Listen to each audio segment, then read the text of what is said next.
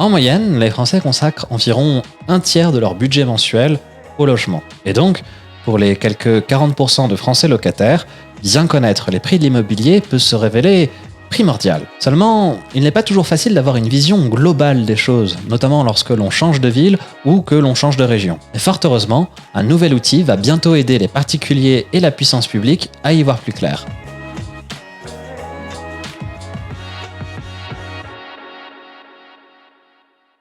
Le ministère de la Transition écologique vient de révéler 2 cartes interactives qui permettent de voir les prix moyens au mètre carré des locations dans chaque commune de France, sauf pour Mayotte, faute de données suffisantes. La première carte montre les prix pour les appartements et la seconde pour les maisons. Pour ce projet, la Direction générale de l'aménagement, du logement et de la nature s'est associée à des chercheurs d'AgroSup Dijon ainsi que de l'Institut national de la recherche en agronomie, ainsi qu'à 3 des plus grands sites d'annonces immobilières, seloger.com, PAP et Le Bon Coin.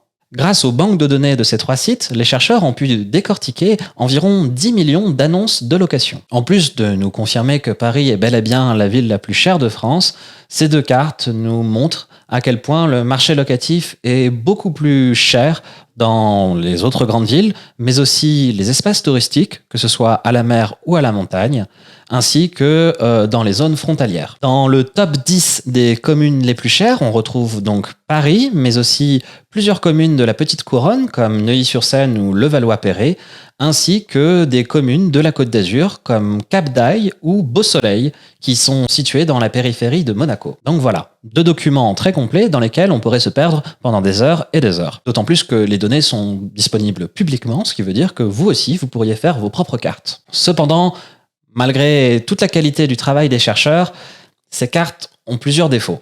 Déjà, l'étude a été menée à partir d'annonces publiées en 2018, alors que le marché locatif peut être volatile. En outre, seulement certains types d'annonces ont été prises en compte. Pour les appartements, seules les locations de 49 mètres carrés minimum ont été prises en compte, ce qui exclut de fait les studios, qui sont à la fois les biens les plus loués, mais aussi les plus chers au mètre carré.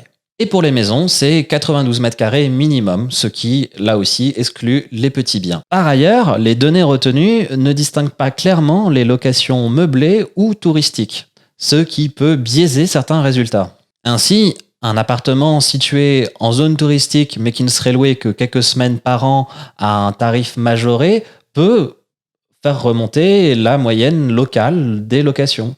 Et puis, il manque aussi des données pour beaucoup de communes. Et oui, car il n'y a pas nécessairement des biens en location dans chaque village de France. Les chercheurs ont donc dû faire des espèces de moyennes pour les communes qui n'avaient pas publié d'annonce de location en se fondant sur des données de villages voisins similaires. De même, ces cartes ne montrent pas les différences de prix au sein d'une même ville, alors que l'on sait très bien que d'un quartier à l'autre, les prix peuvent énormément varier. Enfin, l'étude ne prend pas en compte les baux signés vu qu'elle se fonde sur des annonces. Cependant, malgré toutes ces failles, cette initiative reste intéressante. Déjà, il faut rappeler qu'il s'agit d'une démarche expérimentale, qui devrait donc s'améliorer dans les années à venir. C'est pour cela qu'il faut voir ces cartes avant tout comme des outils indicatifs. Ces données sont certes incomplètes, et donc imparfaites, mais elles permettent quand même de se faire une assez bonne idée du marché locatif dans les petites villes et dans les zones rurales, ce qui est toujours bon à prendre. D'autant plus que cela représente environ la moitié des biens en location. En fait, ces cartes viennent compléter le travail des 33 observatoires locaux des loyers. Depuis 2013, ces observatoires publient chaque année des informations précises sur les loyers pratiqués dans les 51 plus grandes agglomérations françaises. Un travail d'observation qui a gagné en intensité en 2018 lorsque la loi Elan a remis au goût du jour l'encadrement des loyers dans les zones tendues. Ces dernières années, l'encadrement des loyers a été réinstitué à Paris et Lille et d'autres grandes villes comme Lyon, Bordeaux et Montpellier sont en train d'essayer de se raccrocher au dispositif. Enfin, plusieurs groupes de communes tels que Plaine Commune et Crantorly-Seine-Bièvre ont également fait la même demande. Et vu le succès de ce dispositif ainsi que les progrès du Big Data, on peut raisonnablement penser que dans les années à venir, ce genre de cartes deviennent de plus en plus incontournables. Voilà, c'est la fin de cette vidéo, j'espère que ça vous a plu. Je vous mets en description de la vidéo un lien vers les 2 cartes, comme ça vous pourrez voir le prix moyen des locations dans votre commune, et comme ça au passage vous pourrez aussi nous le dire en commentaire.